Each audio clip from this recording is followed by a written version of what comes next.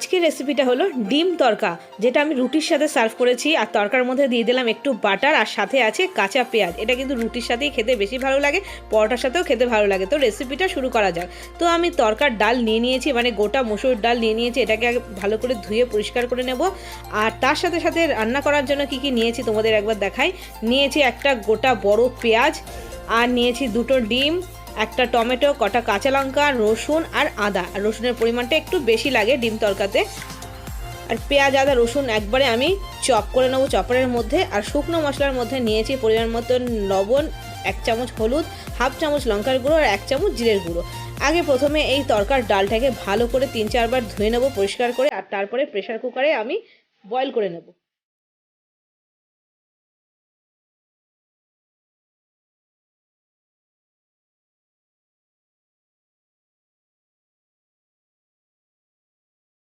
আর pressure কুকারে boil হতে হতে আমি এখানে চপারের মধ্যে পেঁয়াজ, আদা, রসুন, লঙ্কা সব নিয়ে নিয়েছি, চপ করে নিয়েছি, টমেটো কুচি করে নিয়েছি। আর কড়াইতে দিয়ে দিয়েছি 4 চামচ মতন সর্ষের তেল। তেলটা ভালো করে গরম হয়ে গেছে।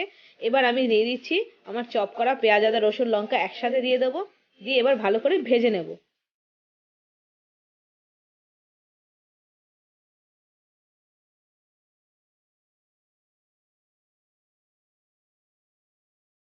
আর এদিকে আমার ডালটা কিন্তু বয়েল হয়ে গেছে, খুব সুন্দর করে বয়েল করে নিয়েছি। দেখো, দেখতেও দানা দানা আছে, অথচ বয়েল হয়েছে। আর আমি এটা কিন্তু নুন আর হলুদ দিয়ে বয়েল করেছি।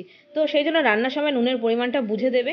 এবার দেখো, পেঁয়াজ, আদা, রসুন আমার কিন্তু ভালোভাবে ভাজা হয়ে। আর এবার আমি দিয়ে দেবো টমেটো কুচি। আর টমেটো কুচি দিয়ে গ্যাসটাকে সিম করে দেবো। আর একটু নুন দেবো যাতে টমেটো তাড়াতাড়ি নরম হয়ে যায়। আর একটু নাড়াচাড়া করে তার সাথে সাথে একবারে দিয়ে দেবো আমি আমার শুকনো মশলাগুলো।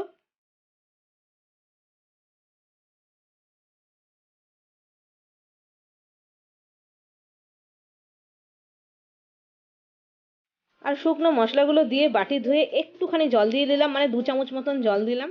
দিয়ে এবার গ্যাসটাকে আমি একটু লোতে রেখেই আমি এটা ভাজছি, কারণ টমেটোটা একটু নরম হওয়ার দরকার আছে।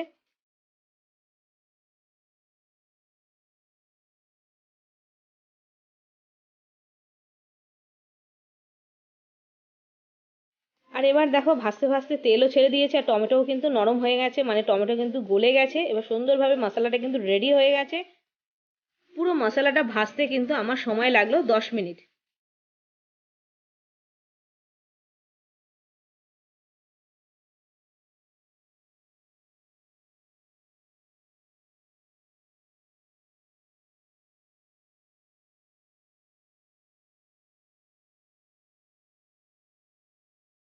এই তেল ছাড়া যখন অবস্থায় আসবে, এই অবস্থাতে আমি এবার ডিম ফাটিয়ে দেবো। আমি দুটো ডিম ফাটিয়ে দিচ্ছি, তোমাদের কোয়ান্টিটি অনুযায়ী তোমরা ডিম ফাটিয়ে দেবে।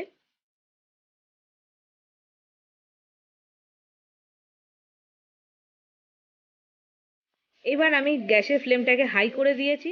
এবার কন্টিনিউয়াসলি নাড়াবো, ডিমটা যাতে মানে দলা পাকিয়ে না যায়, সেই জন্য কন্টিনিউয়াসলি নাড়িয়ে যাচ্ছি ভালোভাবে মশলার সাথে যেন মিশে যায় ডিমটা।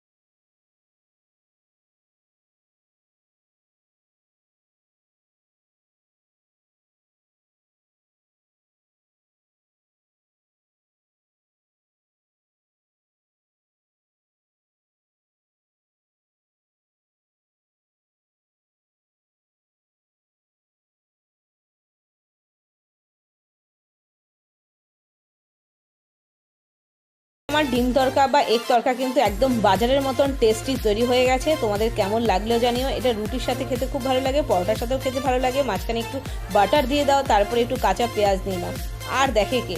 তো চলো, আজকে এই পর্যন্তই। দেখা হচ্ছে নতুন একটা রেসিপির সাথে। Bye bye.